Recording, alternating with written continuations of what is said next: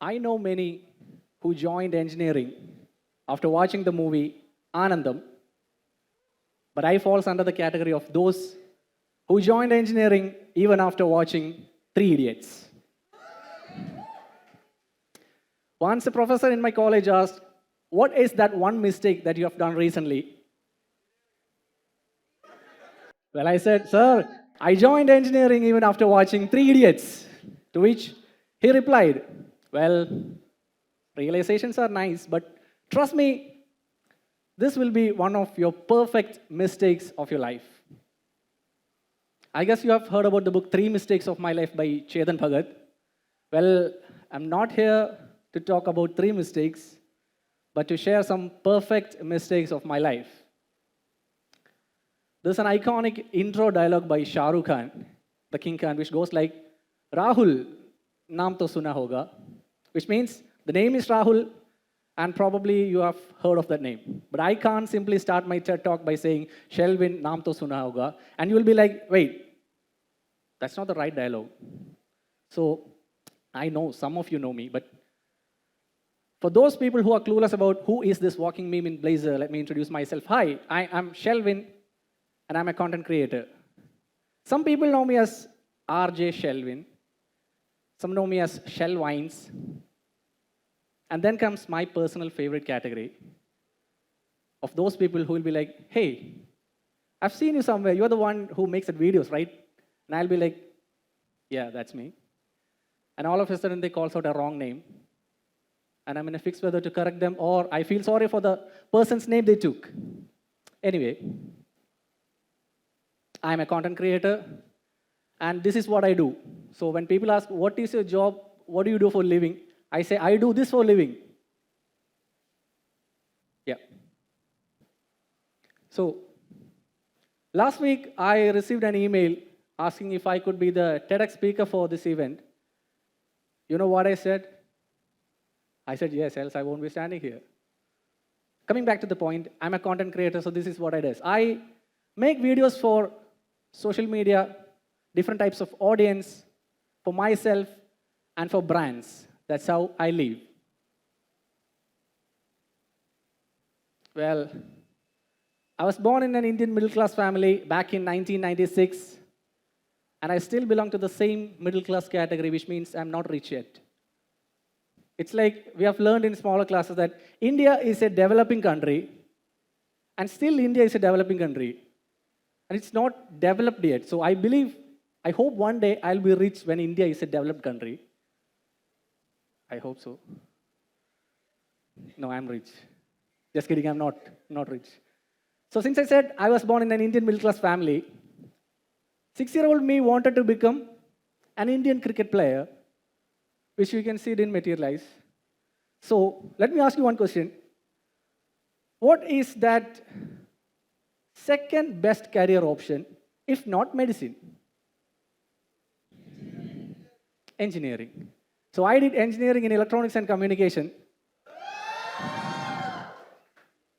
Well, I can say I didn't choose engineering. Engineering chose me. So I'll say the stories of my engineering afterwards. But before that, I believe in something which you all might know as a concept called karma. And karma is it's like a boomerang, not the B word, okay? Karma is like a boomerang. So boomerang is something that goes from one place and it travels to a certain place and comes back to the original position, provided if it's thrown in the right way, okay? So just like today's theme, element of tenet, I'm going to share something which is like a boomerang. So everybody has their own boomerang in their life. It can be the goal, it can be the dreams, passion, anything. So first, I want to share something which I can title as hashtag based on real life incidents. It's a disclaimer, okay? Based on real life incidents. The first incident happened when I was in the final year of college, and I was really crazy about movies, and I really wanted to act in movies. But I didn't know where to begin, how to begin, nothing. So, it was that time I came to know that a 2-day leadership camp was coming in a nearby college, and I saw the guest list name, and I saw someone whom I looked up to as an entrepreneur, as a businessman, basically a filmmaker. So obvious, as it might sound obvious, I want to attend this camp, the chat session with the guest, and I just wanted to ask him a chance for his next movie. So somehow, I ended up in this camp, and the chat session was about to commence. I was really nervous. I was thinking that what people will think about me if I ask this particular question, what the guest will think of me. And I heard students asking these questions of his experience, his entrepreneurship, his business ideas, all those things. And I was sitting there thinking, should I ask this question or should I note what people think? So I was juggling through all these thoughts. And then I heard the host saying, okay, now it's time for the one last question. And that's when I listened to my inner voice. It just went like this: Shelvin, you came to this camp just to ask this one particular question, right? So if you miss this opportunity, you might be missing a lifetime opportunity. So I grabbed all my courage. I stood up. I took the mic.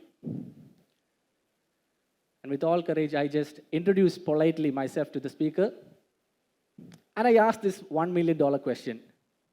Sir, can you give me a chance in your next movie which you're producing under your production house? I still remember each and everybody in that room just turned and looked at me like, bro, what you've done? This is not the right place to ask the question. But I just don't care. I went on and asked this question. But surprisingly, the guest just laughed. And he said, well, that's not in the hands of mine, but it's with the casting directors. Okay. And he ended his sentence by saying, okay, let's see. That let's see was enough for me, because to give me chance or not, that's secondary. I did what I have to do, because mission accomplished, I can say. I asked this question because sometimes it's okay to listen to your inner voice, right? Rather than calculating all the possible permutations and combinations of consequences that might follow, it's okay to listen to your inner voice. See, there is a saying that if you really want something, the entire universe will conspire in helping you achieve it, right? Provided if you work smart. And if you work smart, something like this can happen. This picture was taken in 2019 from the movie June. Oh, well, that's me. Both. That's me.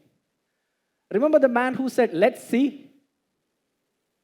He called me after 6 months and asked me to come for this audition for the movie June. And I ended up in playing the character Jobin, which you can see. So learn and earn from your mistakes. So I really wanted to do something creative in my life. So after completing this movie and engineering, I was pretty sure about one thing, that I was desperately in need of a job, but not any kind of job that related to engineering, okay? Because I don't know what an electronics and communication engineering does. I still don't know what an EC engineer do, but that's fine. I decided to choose the route not taken. It's easy to say choose route not taken, but still I chose that. So I traveled through this road and I finally ended up in front of a building where Club FM was located. I had no clue about the radio industry, but I was really curious about kind of jobs that happens in the radio industry. The only connection with me and the radio industry was I had a radio back at my home when I was a kid, and I used to listen to Club FM, but I didn't remember any program names or nothing. So why I just went up to the radio industry, and what made me go to the radio was this particular incident that I shared earlier, the courage and the confidence that I gained from that particular incident. So I took the lift, I went to the 16th floor, I saw a security there, and I asked him, is there any kind of officials that I can meet? He pointed me towards someone who was in his mid-30s. He was having a conversation in his phone. So I waited there so that he can end up his conversation. And he turned towards me, and I introduced myself politely, and I was about to ask this $1 million question again, but in a different way.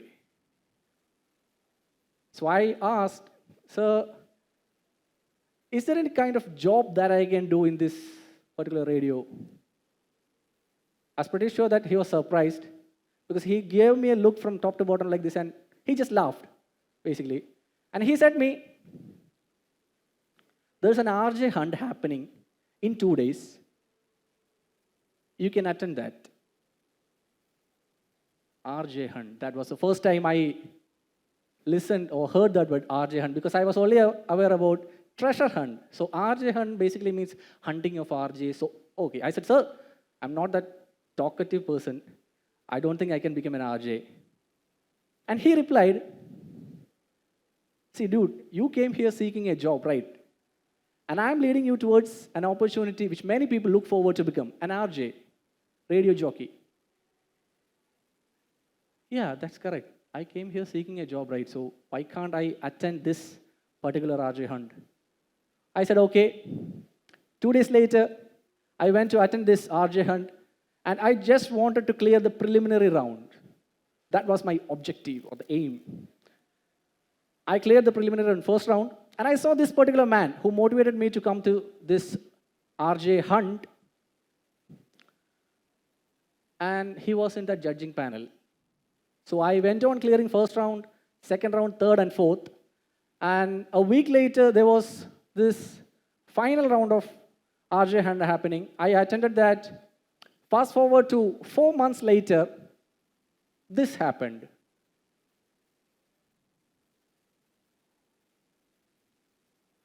Okay, I was selected one among the 8 RJs out of the 800 candidates who came to attend the RJ hunt. This picture is taken after my first show. And the interesting fact is that I was the first RJ to go on air to do a show when Club FM launched their station in Alapura. This was my first show launch time with Chakojan.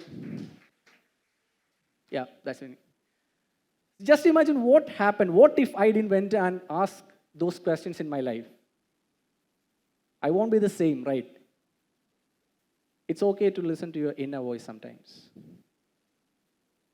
I was doing content creation parallelly when I had this RJ job. So I worked as an RJ for almost 2 years.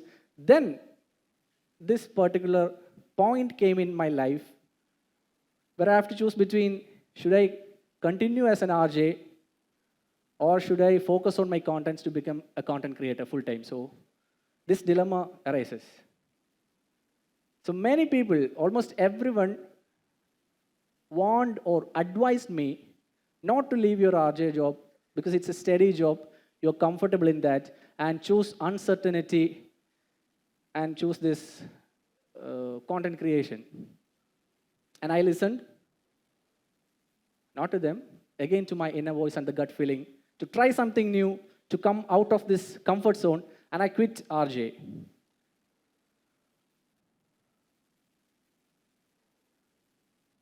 Yeah, I quit RJ and I chose uncertainty. Now, you might ask, what is that uncertainty in being a content creator? Life of a content creator is full of glitz and glams, right? Social media is programmed in one such a way that it shows all the highs, all the good sides, all the positive sides of everything, but there are some negative shades too, which I'll explain now in a quick way. So as I said, I quit my radio jockey job. Now the main one thing is that I have to explain to people that I had a job, I was an RJ, which was my full-time job. I quit that and I became a content creator, which is that my full-time job too. I'm pretty sure that this one particular question might be heard by all the content creators, that people say, oh, you're a content creator, right? Yeah. So it's pretty easy for you to make contents. You just record and post. Simply, job done. No. It's not that simple. I mean, there might be creators who just simply record and post, but the case of an original content creator is slightly different because we have to brainstorm, we have to script the ideas, we have to take this approval from the brand if needed, we have to shoot, we have to edit, we have to reshoot, we have to re-edit if needed, and then post. So it's not a cakewalk, easy cakewalk. No, it's not. It's pretty difficult. And I'll share one more picture with you. This picture. This is something really close to my heart. Why? Because of two reasons. Hi, old Shelvin. So this picture was taken by my dad. This is the only picture that I asked my dad to click for me. And the second thing, this picture was taken right after doing a video that was one of the most difficult videos that I did, which goes with the title like Video Call with Sunny Leone. I repeat, you can watch this video on YouTube on my channel Shelvins by typing Shelvins Video Call with Sunny Leone, nothing else, okay? Just to make sure. Okay, Shelvins Video Call with Sunny Leone. And I'll quickly explain why this was one of the most difficult videos that I took. Because it was that time when I didn't have any professional camera, no tripod, no microphone, no light source, nothing, just a phone. So what I did was, I placed my phone on a chair, and the chair was placed on top of a sofa. And this phone is supported by a tissue paper box.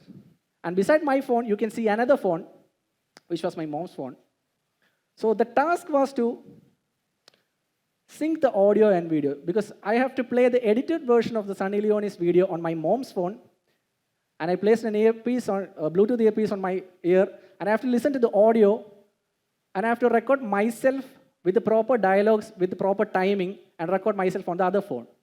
So this has to go in parallel. So I have to sync the audio and video so that the out will be perfect in such a way that I'm having a conversation or having a video call with Sunny Leone. It was a 7 minutes video, and it was a single cut video. I mean, there are no cuts in between. It's a 7-minute video, and I took 6 to 7 takes to get the perfect shot. I started this video at 11 p.m., and I finished this by 3 a.m. or 4 a.m., and I was really happy because I could pull this off. Because as I said, at that time, I didn't have any kind of equipments that a content creator uses now. Why I'm saying this? Because sometimes you have to be your own cheerleader.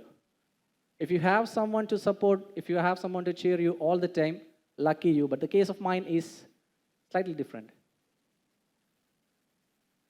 There were times in my life I want to make videos, I sit in my room, but this thing called content block, the creation block, content creation block hits, and I couldn't make any video for days, for weeks. I just sit in my room, I had this breakdown, but on looking at this picture, I remember why I started making contents and how I started making content. So I just don't want to quit.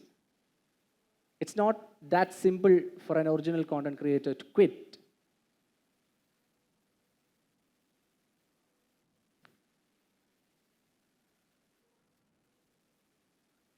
I love this picture. Yeah. So instead of this going for random excuses and complaints of not having equipments or not having any kind of person or the team, just go and do it yourself. Try making contents. Try to do more contents and think outside the box, I have to say. Next slide. I just want to show this man, Bhuvan Baum, a content creator, an actor, an entertainer. He inspires me a lot. And he's also one of the reasons that I started making contents. Bhuvan Baum. I'm not here just to be one among those creators. Instead, I want to be one among those best creators in the business who can really make a difference. Looking back, the decisions that I took in my life, initially I thought those were the mistakes, but then those mistakes turned to perfect mistakes, because if I didn't went on and ask those questions, Shelvin won't be the same here. I won't be standing here and might be talking to you. So it's okay to make mistakes and earn from your mistakes or learn from your mistakes. Understand your potential, because don't shrink yourself to the box whose boundaries have been set by the societies. Just expand yourself, expand the box, think outside the box.